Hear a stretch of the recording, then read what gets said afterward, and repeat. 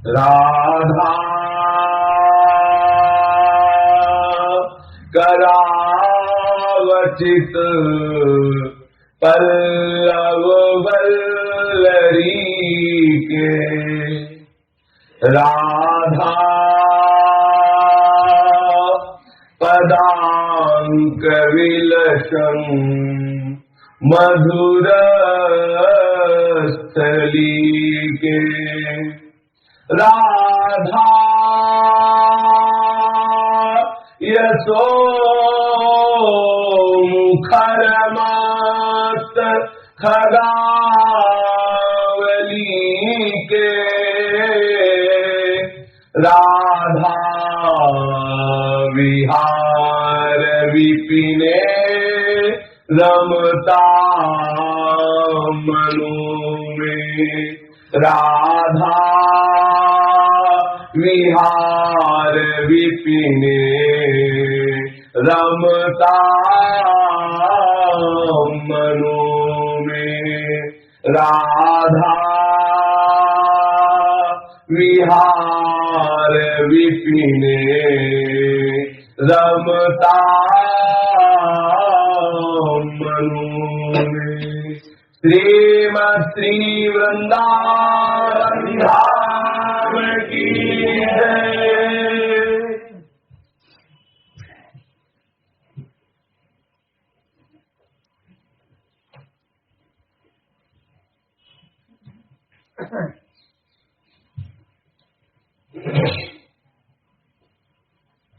नैवान्यत्र क्षणमपि मया शक्यते स्थातुमत्र।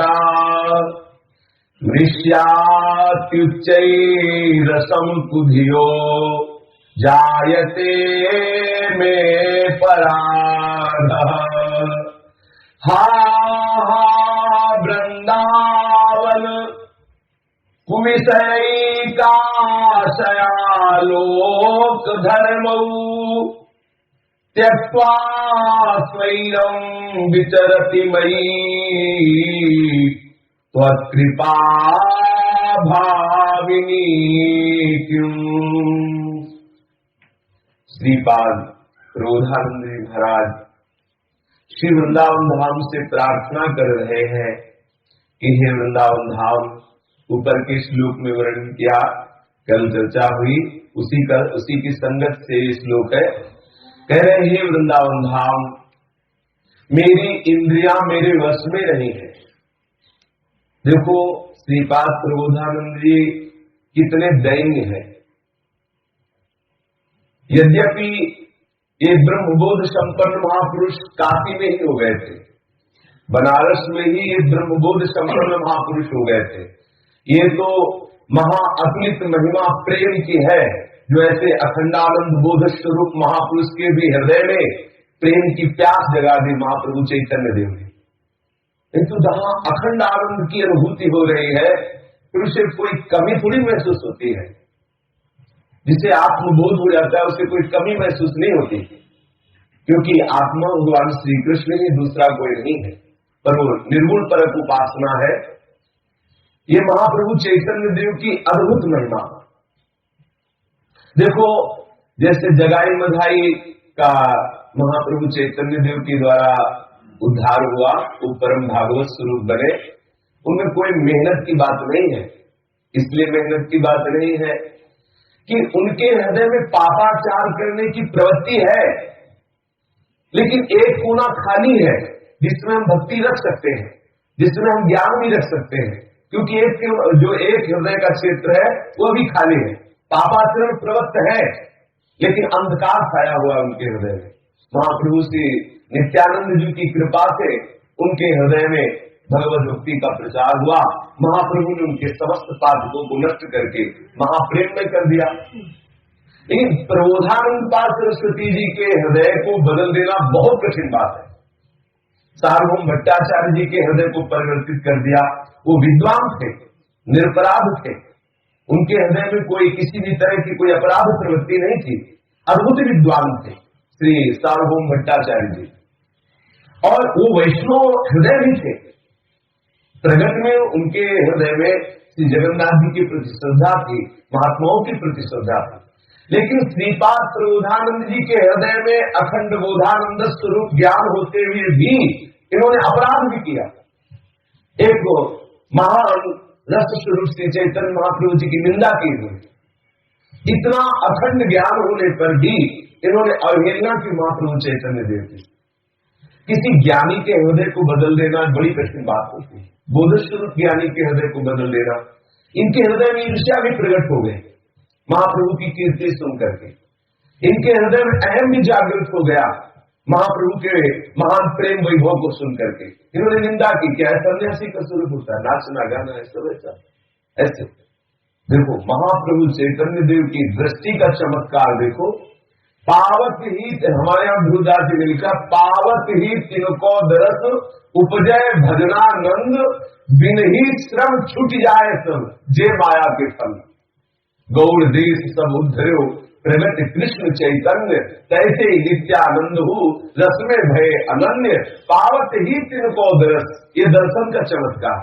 उपदेश की तो बात जाने दो, महाप्रभु चैतन्य देव के दर्शन मात्र से ही भजनानंद प्रकट हो जाता था। बिना भजन किए महान आनंद की उत्पत्ति होती, दर्शन करने मात्र से। ऐसा ही चमत्कार हुआ, सबसे बड़ा चमत्कार ही माना जाएगा प्रबोधानंद जी का वहां बनारस में परिवर्तन होना सबसे बड़ा चमत्कार। एक ज्ञानी, एक अखंड बोध स्वरूप स्थिति को प्राप्त महापुरुष, और वो केवल दर्शन मात्र से अपने अखंडानंद से विचलित होकर प्रेमानंद की भीख मांगने लगे। ये बड़े बड़े बात चमत्कार, बड़ा अद्भुत बात, सबकी समझ में आए या ना आए, लेकिन बड़ा अद्भुत चमत्कार। किसी ज्ञानी के चित्त को जो शुष्क एकदम, बहुत बड़ी बात है परिवर्तन कर देना। इनके हृदय में किसी भी विषय की सामर्थ्य नहीं थी कि प्रवेश कर जाए श्री प्रबोधानंद जी के हृदय में। हम इसलिए पीछे से सुनाया कि श्रीपाद प्रबोधानंद जी का ऐसा हृदय नहीं है कि कोई शब्द, कोई स्पर्श, कोई रूप, कोई रस, कोई गंध इनके हृदय को विचलित कर सके, क्योंकि आत्म स्वरूप के बोधवान महापुरुष है, ये अपने स्वरूप में स्थित महापुरुष है। लेकिन ये जो दैन्यता की बात है ना, श्रीधाम वृंदावन की रज की कृपा, रसिकों की कृपा, ऐसा प्रेम वृंदावन धाम का कि ये जो बोल रहे हैं हमारे लोगों के लिए बोल रहे हैं कि हे वृंदावन धाम, मेरी जो इंद्रिया है बड़ी दुष्ट है। महापुरुष जन कभी दूसरे को उपदेश नहीं करते, प्रायः कोई आके प्रश्न करे, उनके चरणों में बैठे तो भले, नहीं तो अपने आनंद मगन होकर मन को ही उपदेश करने लगते हैं। पूरे विश्व का हृदय अपना हृदय मानकर वैसी दैन्यता प्रकट करने लगते हैं। ऐसा महापुरुषों की महिमा है। प्राय जितने भी महापुरुष हैं उनसे, उनके श्रीमुखों से सुना गया, मैं बड़ा नीच हूँ, मैं बड़ा अधम हूँ, मैं विषयी हूँ, मैं कामी हूँ, ऐसा सुना गया। और जिनके सामने श्री लालजी विराजमान है, सूरदास जी के सामने लालजी विराज कह रहे बाबा ये सुनाओ, ये सुनाओ, ऐसे पद सुनते हैं और वो कह रहे हैं मैं कैसा कामी कुटिल खल, ऐसा अपने लिए बोल रहे हैं। विश्व के समस्त हृदय को वो अपना हृदय मानकर वर्णन करते हैं। ऐसे श्रीपाद प्रबोधानंद जी आप वर्णन कर रहे हैं कि हे वृंदावन धाम, मेरी इंद्रियों की संख्या कोई एक तो है नहीं, बहुत है। 5 ज्ञान इंद्रिया, 5 कर्म इंद्रिया, और ये उच्छृंखल हो गई, दुष्ट हो गई है, शास्त्र मर्यादा का उल्लंघन कर चुकी है। इसलिए मन में कोई आत्मबल शक्ति रह नहीं गई है कि इंद्रियों पर अंकुश कर सके। विषयों का सेवन करने से इंद्रियां बलवान हो गई है, मन विषयी हो गया है। बुद्धि अब मन पर शासन करने के लिए प्रयास करेगी तो निष्फल है, क्योंकि वो अपवित्र हो चुकी है। हे वृंदावन धाम, एक क्षण भी मैं कहीं जीवित नहीं रह सकता आपके बिना। कहीं आप मुझ शरणागत का त्याग न कर देना कि ये तो इंद्रियों का सुख भोगने वाला ये लंपट पुरुष वृंदावन धाम में कैसे रह सकता है, ये अपराधी है, ऐसा समझ करके हमारा त्याग न कर देना। हे वृंदावन धाम, हम आपकी शरण, ऊपर के श्लोक में प्रार्थना की थी कि वाप्यन्यत्र न मे सुखम तदगति मामुंच मामुंच माम, मुझे त्याग मत कर देना, त्याग मत कर देना। यद्यपि श्रीपाद प्रबोधानंद जी के हृदय की ऐसी दशा नहीं है, जिसको दिव्य वृंदावन का, दिव्य लीलाओं का दर्शन हो रहा प्रिया प्रीतम की। पहले तो समस्त को प्राप्त हो गए, अब बहुत ही गाढ़ा महत्व प्राप्त हो चुका है धाम और धामी के प्रति। इनके हृदय में कोई विषय, लेकिन ये हमारे हृदय की बात वो कह रहे हैं कि ये जितने भी विषयी जीव है हे वृंदावन धाम, इनको कभी त्याग मत कर देना, क्योंकि एक बार जो आपकी शरण में आ गया, यदि आपसे वो दूर चला जाएगा तो फिर मानो महारथ समुद्र से हट करके नरक में पहुंच गया, ऐसा समझ लो। कहाँ वृंदावन धाम, चलत फिरत सुनियत यह श्री राधा वल्लभ लाल, ऐसे वृंदावन धाम में बसत रहो संसार। ये तो महान प्रेम प्रदान करने वाला वृंदावन धाम है। केवल यहाँ कोई वास करे तो देखो कितने लाभ, बिना भजन के, बिना साधना के। अगर जरा सी हवा चली तो परम पवित्र दुरंत मोह का नाश करने वाली यमुना जी का स्पर्श की हुई वायु का स्पर्श करेगी। ब्रह्मा शिवादि जिस रज की वंदना करते हैं, वो रज बिना प्रयास के उसको मिलेगी। यहाँ जरा सा वायु चली, आंधी आई, या हम रास्ते से जा रहे हैं, कोई गाड़ी निकली तो धूल जो रज वृंदावन के ऊपर लगी, रज लगते ही अद्भुत चमत्कार होता है, पाप नष्ट हो जाते हैं, हृदय की तरफ, हृदय में प्रिया प्रीतम की तरफ खिंचाव होने लगता है। अब हम ऐसे ही भ्रमण कर रहे हैं, वृंदावन में जा रहे हैं, सब्जी लेने जा रहे हैं, कोई पदार्थ लेने जा रहे हैं, ऐसे प्रेमी संत का स्पर्श हो जाता है जिसको हम जानते ही नहीं। ऐसे प्रेमी संत के ऊपर दृष्टि पड़ी, उनका दर्शन हुआ, जिनके हृदय में प्रियालाल प्रकट हो चुके हैं। देखो कितने लाभ वृंदावन धाम में। ऐसे दृष्टि उठाई, पढ़े लिखे तो कहीं लिखा है राधा कृष्ण, कहीं राधा नाम, ऐसे नाम लिखे हुए।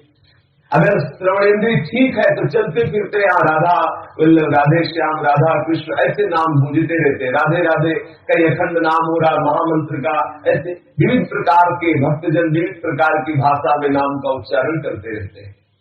लताओं का दर्शन, यहाँ के पक्षियों का दर्शन, यहाँ के वृंदावन वासियों का दर्शन, और कभी विशेष कृपा हो गई तो यहाँ के ठाकुर जी का दर्शन। अगर इतना हो रहा है तो कुछ भजन न हो तो भी परम गति को प्राप्त हो जाएगा। हाँ, एक बात है, अपराध न बनने पाए, इसीलिए कहा गया कि साधन में लगो, जिससे समय खाली न रहे। अगर समय खाली रहेगा तो मन बड़ा उद्दंड भूत है, ये जरूर जरूर कहीं न कहीं में पटक देगा।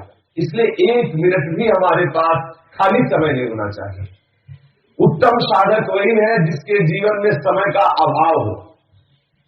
जब कोई बात करे, आप हमारे पास आओ जाओ थोड़ी समय के लिए, उसको बहुत अंदर क्लेशों के, हमारे पास तो समय ही नहीं है। उसके हृदय में एक अंदर मांग हो कि और समय बढ़ जाता जीवन में तो अच्छा था, 24 घंटा से अगर 48 घंटा का समय होता तो बढ़िया था। देखो बहुत कम समय पड़ता है, हमारी दिनचर्या में समय कम हो रहा है, ऐसा होना चाहिए। ये नहीं कि अभी 2 घंटे हमारे मनोरंजन के बकाया रह गए, थोड़ी देर टेलीविजन देखते हैं, थोड़ी देर पेपर देख लेते हैं, थोड़ी देर गप लड़ा लेते हैं, तो हो गई साधना। शेष समय साधना करो, कुछ समय टेलीविजन देख लो, या नई कृपा हुई है माया की, इंटरनेट देख लो। नए बच्चे बताते हैं, या तो इंटरनेट देख लो और पेपर पढ़ लो और थोड़ी देर गप लड़ा लो और फिर दिन भर साधना करो, कुछ नहीं होने वाला इसमें। हर क्षण सावधान हो। श्रीपाद प्रबोधानंद जी हमारे हृदय की बात कह रहे हैं, उनके हृदय में ऐसा नहीं। जिनके हृदय में दिव्य वृंदावन का प्रकाश हो चुका है, वहाँ विषय का प्रवेश कैसे हो सकता है? जिसे शुद्ध बुद्ध सच्चिदानंद में आत्मस्वरूप का ज्ञान हो चुका है, वहाँ ये भ्रमात्मक विषय कैसे प्रवेश कर सकते हैं? वो बात जो बोल रहे हैं वो हमारे हृदय की बात बोल रहे हैं। कह रहे हैं वृंदावन धाम, मैं इसीलिए बार बार आपसे प्रार्थना करता हूँ कि मैं जीवित नहीं रह सकता आपके बिना। कितनी सुंदर आसक्ति है वृंदावन धाम में, कितनी सुंदर आसक्ति है श्रीपाद की। कह रहे हैं हे वृंदावन धाम, एक क्षण भी मैं आपके बिना जीवित नहीं रह सकता। याचना करनी चाहिए वृंदावन धाम से कि ऐसी ही आसक्ति मेरे हृदय में हो जाए। मैं आपको छोड़कर कहीं न जाना चाहूँ, कहीं कोई तीर्थ, कोई भी, कहीं भी, किसी भी मित्र संत महात्मा किसी के भी दर्शन करने के लिए नहीं। बोले श्रीधाम वृंदावन के वासी के हृदय में ऐसी निष्ठा होनी चाहिए। वृंदावन सर्व महताम पहाड़ दूरात, वृंदा कवि मनुष्य रो प्रणय चेता। बोले महत साधन और महत पुरुषों का भी त्याग करके श्रीधाम वृंदावन का वास करना चाहिए। बाहर अगर जाने से कोई बहुत बड़ी साधना होती तो त्याग कर दो ऐसी साधना का। बाहर जाने से किसी महापुरुष का दर्शन होता, छोड़ दो ऐसे महापुरुष का दर्शन। अगर बाहर जाने की गुरु आज्ञा हो रही तो उल्लंघन कर जाओ गुरु की आज्ञा का। ऐसा श्रीपाद प्रबोधानंद जी ने भी कहा है। और श्री कृष्ण चंद्र महाप्रभु, श्री हरिवंश महाप्रभु के पुत्र हैं, उन्होंने भी उपसुधानिधि में, आशास्तों में ऐसे वर्णन किए हैं श्री राम वृंदावन वास को जो हटावे, वो कोई भी हो, कितना प्रिय हो, माता हो, पिता हो, मित्र हो, गुरु हो, कोई भी हो, यहां तक कि इष्ट भी हो। श्री भक्तदेवाचार्य जी कह रहे हैं, विपिन राज सीमा के बाहर हरिहु को न निहार, तो इष्ट भी आ गए। चाहे मित्र हो, चाहे माता पिता हो, रिश्ते नातेदार हो, पुत्र हो, पत्नी हो, कोई कर्म धर्म हो, गुरु हो, इष्ट हो, कोई भी हो, जो श्री धाम वृंदावन से बाहर जाने की बात कहे, अलग बात कहे वृंदावन धाम से होने की, हमें नहीं माननी। माता मित्र सुतादिति तज धूतृन को पास, वृंदावन के बसती जो करे अंतरांग, ते सब शत्रु न और को मन बच के आ जाना। वृंदावन के वास को जो हटा दे, वृंदावन के वास में जो विघ्न डाल दे, उससे बड़ा कोई दुश्मन नहीं। किसी की कोई आज्ञा का पालन नहीं करना जो वृंदावन धाम से अलग कर दे। ऐसा जिस निष्ठा में हम लोग विराजमान है, जिस निष्ठा की चर्चा चल रही, ये उस निष्ठा की महिमा के अंतर्गत बोली जा रही है। श्रीपाद प्रभुदानंद जी भी पीछे वर्णन कर चुके हैं। जो श्री धाम वृंदावन ऐसे वास करने की निष्ठा ले लेगा, तो वास्तविक उसके हृदय में ऐसी आसक्ति हो जाएगी, वो जी नहीं सकता, नहीं जी सकता, वृंदावन के बिना नहीं जी सकता। कैसी आसक्ति है?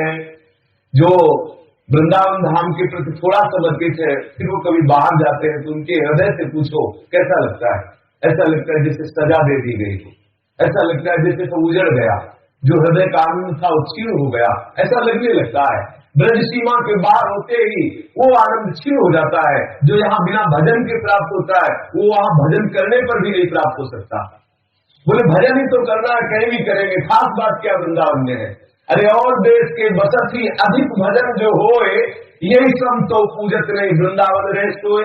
और देश के बसते हुए यदि अधिक भजन हो तो बराबरी नहीं कर सकता जो केवल वृंदावन धाम में पड़ा रहता है, भजन नहीं करता, उसकी बराबरी नहीं कर सकता कोई बाहर का बहुत बड़ा भजनानंदी, कोई बहुत बड़ा योगी महात्मा, उसकी बराबरी नहीं कर सकता। इसलिए श्री धाम वृंदावन के प्रति ऐसी आसक्ति हो जाए कि मैं जी नहीं सकता वृंदावन धाम। कहाँ ऐसा आनंद कहाँ मिलेगा? देखो गली गली आप प्रेम रस छलकता घूम रहा है। हाँ, अंतःकरण थोड़ा मलिन है अभी, इसलिए अनुभव में नहीं आ रहा। यहाँ तो सहजानंद की वर्षा हो रही है। देखते देखते दृश्य पलट जाता है। जो आप दृश्य देख रहे हैं, देखते देखते दिव्य लताएं, दिव्य लीलाएं अपने आप ऐसे देखने लगते, जैसे खुले नेत्रों में हमने बाहर का दृश्य देख रहे हैं, ऐसे ही खुले नेत्रों में दृश्य बदल जाता है। केवल वृंदावन धाम की निष्ठा ले लो, वृंदावन धाम के आश्रित हो जाओ, वृंदावन धाम के रसिकों के संगीत से वृंदावन की उपासना का रंग हृदय में चढ़ जाए, फिर आप देखो चमत्कार, वृंदावन का अद्भुत चमत्कार। ये कोई कथा कहने की बातें नहीं है। जो वृंदावन निष्ठा से रह रहे उनके जीवन में अनुभव में आता है। चलते चलते दिव्य सुगंध आई, आकर्षण हुआ, दृश्य बदला, कुछ लीला का दर्शन होने लगता है। जो वृंदावन के नियमनिष्ठ और निरपराध रहकर भजन करते हैं, वास करते हैं, उनको दिव्य अनुभूतियां होने लगती है। ऐसे भी कोई कितना भी विषयी हो, पापाचारी हो, उसके हृदय को पाप या विषय ज्यादा यहाँ जला नहीं सकते। ये धाम की महिमा है। कितना भी बड़ा कष्ट आवे विचलित नहीं कर सकता, कितना भी महत अपराध बन जाए उसको जला नहीं सकता, क्योंकि धाम की महिमा है। कलह कलेश न व्यापे ईठा ये ठोर विश्व ते न्यारी। यहाँ कितना भी कलह कलेश हो वो हृदय को जलाएगा नहीं, क्योंकि धाम की शीतलता की ऐसी अनुभूति होती है, सबको होती है। यदि थोड़ा सा भी वृंदावन धाम के शरण में हो जाए, आश्रय में हो जाए। श्रीपाद प्रभुदानंद जी कहते वृंदावन धाम यदि अपराध बन जाए तो भी मत त्यागना, क्योंकि हम एक क्षण भी आपको छोड़कर नहीं जी सकते। कोई ये भी बात कह सकते हैं कि हमें तो बाहर परिवार के निमित्त जाना है, अभी हमारे बच्चे ब्याह लायक है, पढ़ाना लिखाना है, नौकरी करते हैं, तो ठीक है। यदि ऐसी बात है, आपके अंदर से निष्ठा नहीं, तो आप वृंदावन की शरण में हो जाओ और वहां जाकर वृंदावन का चिंतन करो। जहां भी हो वृंदावन के होके रहो, जहां भी रहो वृंदावन के लिए जियो। अगर व्यापार करते हो तो कुछ उससे धन बचाओ, और वृंदावन धाम में आके जो वृंदावन अखंड वास कर रहे हैं, विरक्त जन है, जिनको आवश्यकता है वास की या वस्त्र की या ठाकुर सेवा भोजन की, ऐसे संतों को जा जाके उनकी कुटिया में जो विरक्त जन रहते उनको दो। उनको प्रणाम करो, उनसे प्रार्थना करो, अंदर ही अंदर याचना करो कि हमारा दुर्भाग्य कब खत्म होगा कि हम वृंदावन वास करें। यदि आप ऐसी पद्धति से करके देख लीजिए तो निश्चित आपको वृंदावन वास मिल जाएगा, निश्चित। ये बहुत बिल्कुल सीधा सरल उपाय है वृंदावन वास करने। जिसको ना हो रहा हो और घर परिवार में आसक्ति हो तो आप ऐसा कर ले कि उससे कुछ संपत्ति, कुछ अन्न बचा के रख ले, और जब वृंदावन आए तो जो विरक्त महापुरुष है उनकी कुटिया में जा जाके दैन्यता पूर्वक अगर स्वीकार कर लेते हैं तो दीजिए, और प्रगट में मत करिए, मन ही मन प्रार्थना कीजिए उनके चरणों में कि आप हम पर कृपा करो और हमें सीधा वृंदावन का वास मिले। जब आप कई महीने लगातार आएंगे तो वो अपनी दृष्टि में आपको चढ़ा लेंगे, और फिर किसी कारण ना पाएंगे तो आपका चिंतन कर लेंगे, और जब आपका वो चिंतन करेंगे तो सारे अशुभ प्रारब्ध आपके नष्ट हो जाएंगे। जिस दिन वृंदावन में बैठा हुआ कोई भी रसिक, कोई भी विरक्त जन बाहर किसी ऐसे जन का जो बड़ा श्रद्धालु और दैन्य है उसी का चिंतन होता है, अगर वो चिंतन कर ले तो सारे वो मंगल अशुभ नष्ट हो जाएंगे जो वृंदावन वास की में बाधक है। और जहां वो नष्ट हुए तो भ्रम खत्म हो जाएगा कि संसार के सारे कर्तव्य मेरे लिए ही है, मैं नहीं रहूंगा तो संसार में कैसे चलेगा काम, परिवार कैसे, ये केवल भ्रम है। अभी मर जाओ तो सृष्टि थोड़ी बंद हो जाएगी, ताला थोड़ी लग जाएगा सृष्टि में, तुमसे सृष्टि नहीं चल रही, सृष्टि किसी और विधान से चल रही है, वो ईश्वर का ऐसा विधान है। आप केवल भ्रमवश ऐसा समझ रहे हैं कि हमारे बेटी बेटा और परिवार सब हम ही से पालन पोषण हो रहा है। बहुत अच्छी तरह पालन पोषण होता है भगवत आश्रित होने पर, हम अपने अहम के कारण ऐसा सोच रहे हैं। तो श्रीपाद प्रबोधानंद जी प्रार्थना करते हैं वृंदावन धाम से कि हमें बाहर न कर देना कभी वृंदावन धाम। मैं एक क्षण भी जीवित नहीं रह सकता आपके बिना, एक क्षण भी मैं सुखपूर्वक कहीं नहीं रह सकता। नैवान्यत्र क्षणमपि मया शक्यते स्थातुमत्र, अन्यत्र मैं एक क्षण भी चैन से नहीं रह सकता। अगर मैं इसकी विषय में कुछ बोलना चाहूं तो अपराध लगेगा, क्योंकि अपने प्यारे के प्यार का वर्णन नहीं किया जाता। हे प्यारे वृंदावन धाम, आपसे मेरा कितना प्यार है ये अगर वर्णन करूंगा तो अपराध की बात होगी। अपने प्रीतम, ये जो कहते हैं मैं आपसे बहुत प्यार करता हूं, नकली बात है। प्यार वर्णन करने में थोड़े से मैं बहुत प्यार करता हूं आपसे, उसका रोम रोम बोलेगा मैं बहुत प्यार करता हूं, वाणी मूक रहेगी उसके नेत्र उसका रोम रोम बोलेगा मैं बहुत प्यार करता हूं। अगर कहा जाता है मैं बहुत प्यार करता हूं तो इसका मतलब आप अपने प्रेम को जना रहे हैं। जो प्रेम को जना रहा है वो वास्तविक प्रेमी नहीं होता। वास्तविक प्रेमी तो अपने प्रीतम के प्रेम को छुपाता है कि प्यारा भी न जान पाए कि उससे कितना प्यार करते हैं। ये एकाकी थे। श्रीपाद प्रबोधानंद जी कह रहे हैं कि यदि मैं, हे प्यारे वृंदावन धाम, आपके प्यार का वर्णन करूं, गंभीर विवेचना करूं कि कैसी आप में आ सकती है, कोई अपराध की बात है, क्योंकि अपने प्यारे के प्यार की बात वर्णन नहीं की जाती। ये तो केवल अनुभवगम्य बात है, ये तो केवल छुपाने की बात है, चिंतन की बात है, ये कहने की बात नहीं है। हे वृंदावन धाम, मैं मतिमंद हूं, मेरी बुद्धि इतनी तीव्र नहीं है कि मैं अपनी बुद्धि के द्वारा अपनी आशाओं को काट सकूं। इसलिए आप ही हमारे हृदय की जो वासनाएं हैं, जो आशाएं हैं, जो आशा और वासनाएं हमें जगत की तरफ ले जाती हैं, आप उनको मिटा दीजिए और मुझे अखंड वास दीजिए।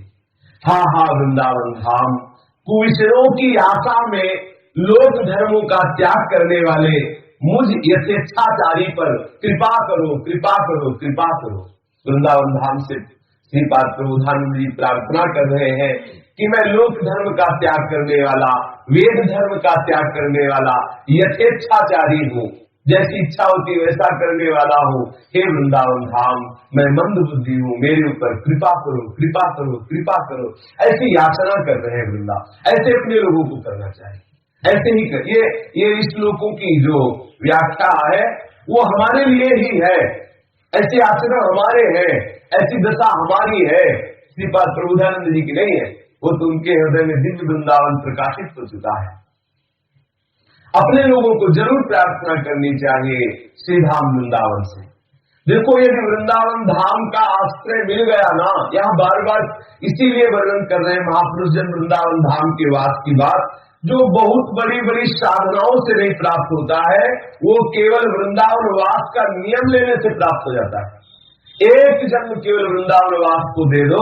इसमें श्री वृंदावन दास जी वर्णन करते हैं, हमारे यहाँ राधा वल्लभी संप्रदाय में वृंदावन दास जी महापुरुष हुए हैं, बहुत ही पदों की रचना करने वाले, लाखों पदों की रचना करने वाले, 4 लाख पदों की रचना, ऐसे रस में, ऐसे लीला में, ऐसे महिमा में पदों की रचना। और ये कृपा से हुआ, ये कोई विद्वान नहीं, कोई ऐसे बुद्धिमान नहीं कि हाँ चलो भाई बड़ा सुंदर पदों की, कृपा से।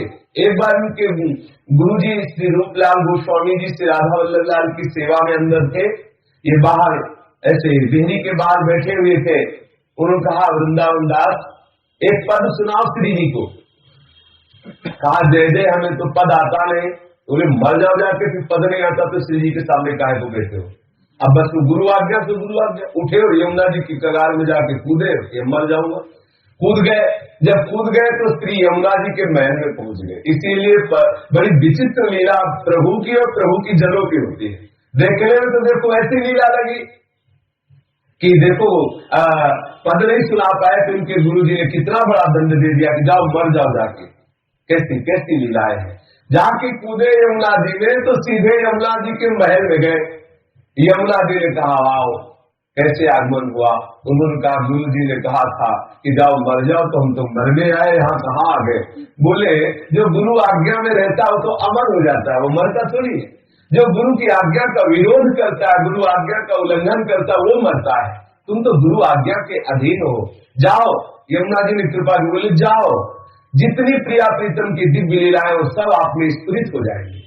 तो श्री वृंदावन दास जी आए, ऐसी ऐसी वाणी आती थी कि उनके पास एक सेवक रहते थे, बोले आओ लिखो, और बोलना शुरू कर देते पद। ऐसी लीलाएं दर्शन में आती और लिखते चले जाते।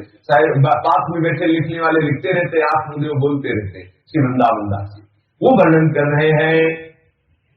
तब कानन अधिपति अपने है, जब तू मचली पर गो द्वारे, अति हित मानी अंक भरी ले है।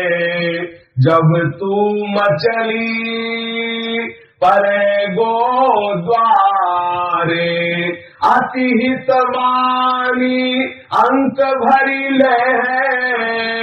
तब कानन अधिपति अपने है।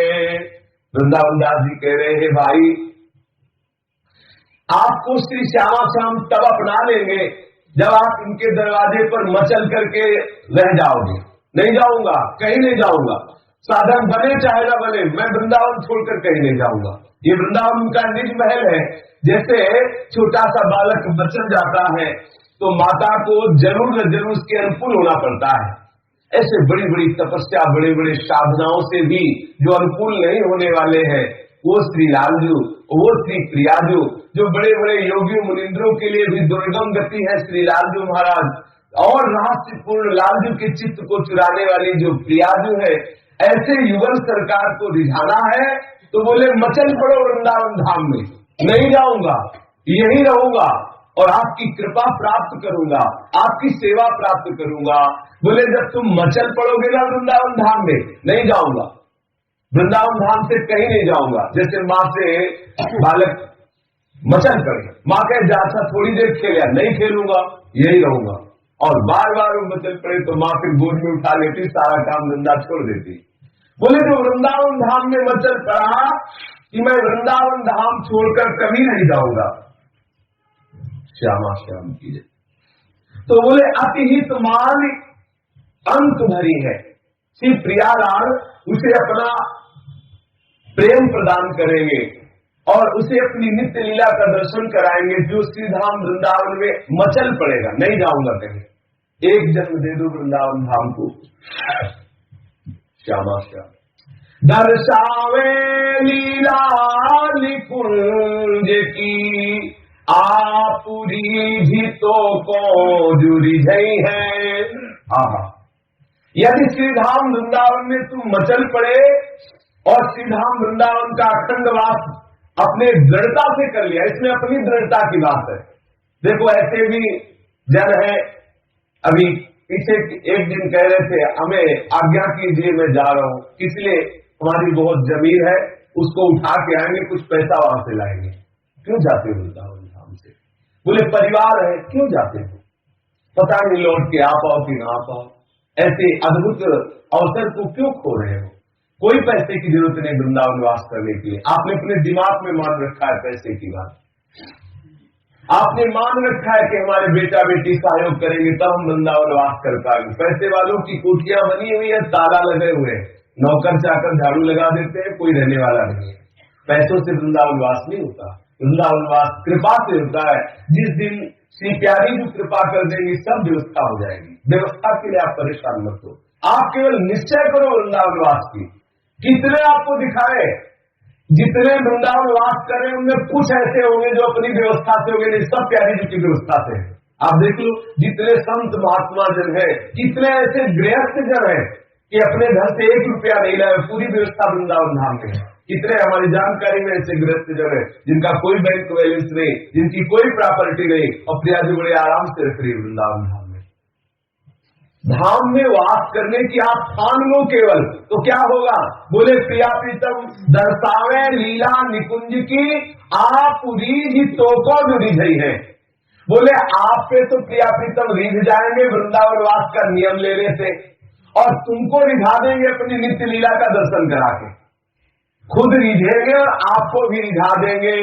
अपने तो रिझेंगे प्रिया प्रीतम इस बात से कि मैं आपके दरवाजे को छोड़कर नहीं जाऊंगा, इस निष्ठा से, और हमको ये ऐसे रिझाएंगे, बोले दर्शावे लीला निकुंज की, नवनिवृत्त निकुंज की लीला का दर्शन करा के हमको रिझा देंगे केवल वृंदावन वास करने से। सब ते उच्च परम पद पावे, सब ते गरुओ सो सुख दे है। मना रिझाई धनी को बल बसी, सबे मनोरथ वांछित पे है। मना रिझाई धनी को बल बसी, सबे मनोरथ वांछित पे है। तब कानन अधिपति अपने हैं। कह रहे हैं भाई, यदि आपने श्रीधाम वृंदावन वास का नियम ले लिया तो सबसे उच्च परम पद की प्राप्ति होगी, उच्च परम पद की प्राप्ति। देख लो केवल वास की महिमा कितनी बड़ी है भाई। क्यों एक जन्म दे दो, लड़का बच्चा परिवार सबसे संबंध बना रहे, चाहे छूट जाए, आप वृंदावन वास कर लो एक जन्म। ये जितने भगवान की माया से मोहित है ना, ये यहाँ वृंदावन धाम में आके दैन्यता का वर्णन नहीं करते, सुनते भी होंगे, वर्णन करते हमारा लड़का 4 लाख पाता है, 3 लाख दान करता है, 5 लाख वो करता है, 10 लाख ऐसा, दिल्ली में इतना, कलकत्ता में उतना, बम्बई में। अरे कहाँ मर रहे हो, क्या सोच रहे हो, क्या चिंतन कर रहे हो? मच्छर भी तो तुम नहीं हो। वृंदावन का मच्छर बड़ा भाग्यशाली है, कम से कम इस सीमा के अंतर्गत तो है? आप कहाँ हो? संसार की किस राग रंग में मर रहे हो? ये जितना झूठा अभिमान वृंदावन लेके आओगे कुछ नहीं मिलेगा, कुछ नहीं मिलेगा। अहंकारी को सदैव खाली हाथ ही भटकना पड़ता है, कुछ हाथ नहीं लगता। व्यर्थ का अभिमान मत करो, शांत भाव से रहो। यहाँ वृंदावन आए हो तो सबसे दैन्यता से रहो, भिखारी बन के रहो, किसी की कृपा की भीख मिल जाए ऐसी याचना करते रहो। यहाँ सबसे अपना परिचय मत दो, हम कलेक्टर रहे हैं, हम ये रहे हैं, हम वकील हैं, हम जज है, तो क्या करोगे तुम? यहाँ जो एक बिहारी जी और राधा वल्लभ जी के दरवाजे में पड़ा हुआ राधे राधे बोलता है, उसकी समानता ब्रह्मा शंकर नहीं कर सकते, तो तुम अपनी गीत क्या गाते हो? क्या समझते हो यहाँ वृंदावन के भिखारियों को? ये जो बिहारी जी राधा वल्लभ जी के दरवाजे में पड़े, इनकी समानता ब्रह्मा जी भी नहीं कर सकते। ये बड़े महाभाग्यशाली हैं, राधे राधे निरंतर बोलते हैं, प्रसादी जूठन पाते हैं रसिकों की और श्री लाडली लाल की, और पड़े रहते इस रज में। इनकी भाग्य की कौन सराहना करे? अभिमान मत करो, वृंदावन धाम दैन्यता से आओ। अगर कोई तुम्हारी सेवा स्वीकार करा तो अहो भाग्य मानो कि तुम्हारी सेवा यहाँ स्वीकार की जा रही है। बहुत दैन्यता से हो, बहुत दैन्यता से। वृंदावन रजोगुण लेके आओगे तो प्राप्त नहीं हो पाएगा कुछ। महान बड़े बड़े जो आचार्य जन हुए कैसे आ रहे हैं। श्री हरिवंश महाप्रभु ये लकड़ी बीन रहे थे प्रियाजू की रसोई के लिए। श्री नाहरमल जी महाप्रभु के शिष्य थे, वो आए बड़े धनी मानी थे। वृंदावन आए तो दर्शन करने के लिए गए तो देखा अपने ऊपर के वस्त्र में ऐसे सूखी लकड़ियां लताओं से बीन कर ऐसे ला रहे थे। उन्होंने देखा कि हमारे गुरुजी लकड़ी बीन रहे हैं। कहा महाराज जी आप लकड़ी बीन रहे हो? बोले हाँ श्री जी की सेवा के लिए रसोई के लिए लकड़ी। जबकि कितने बड़े बड़े राजे महाराजे भी शिष्य थे। नाहरमल जी ने कहा आप लकड़ी बीनना बंद करो, आप लकड़ी मत बीनो, हम इसे वो जो वो कहार होते हैं क्या भीमर कहते हैं जो लकड़ी आज बीनते हैं पानी आज भरते हैं, बोले इनसे हम बिनवा करके रखवा देंगे, आप लकड़ी मत बीनो। महाप्रभु को लगा कि श्री जी की सेवा को इतनी हे दृष्टि से देखा गया। बोले इसे हम भीमर से बिनवा करके रखवा देंगे, आप अगर वो ये कहते कि आप रहने दो मैं बीन के रख देता हूं, लेकिन जहां कहीं धन का थोड़ा डर होता है ना, बहुत बहुत विचित्र रजोगुण बढ़ता रहता है। महाप्रभु ने उसी समय कह दिया जाओ हम तुम्हारा त्याग करते हैं। श्री जी के संतों की कृपा से, रसिकों की कृपा से हमको ये सेवा मिली। जो श्री जी के प्रेमी जन है उनकी कृपा से हमको ये सेवा मिली। श्री जी ने हमें सेवा, देखो कितनी दैन्यता आचार है, सेवा श्री जी हमारी स्वीकार करते। लकड़ी बीन के लाए तो उसको तुम हे भाव से देखते हो, उसको धीवर से बिनवा कर रखवाना चाहते हो, तुम रजोगुण लेकर वृंदावन आते हो। जाओ आज से मैं तुम्हारा त्याग करता हूं, हमारे सामने बता रहा। जब महाप्रभु ने कहा तो वास्तविक को महाप्रभु के सुख के लिए ऐसा बोल रहे थे, पर बोलने का ढंग ठीक नहीं था। 3-4 दिन हो गए न भोजन किया न पानी पिया, बस रोते रहे, क्योंकि जिसको गुरु त्यागने से कहा शांति प्राप्त होने वाली है। श्री जी ने फिर महाप्रभु से कहा कि इनका इतना अपराध नहीं जितना आपने दंड दे दिया। ये तो स्वाभाविक आपको सुख पहुंचाने के लिए कह रहे थे, पर बोलने का ढंग इनका ठीक नहीं हुआ। अंदर से इनकी भावना थी कि आपको सुख पहुंचा दे, इसलिए आप क्षमा करो, हम इनके ऊपर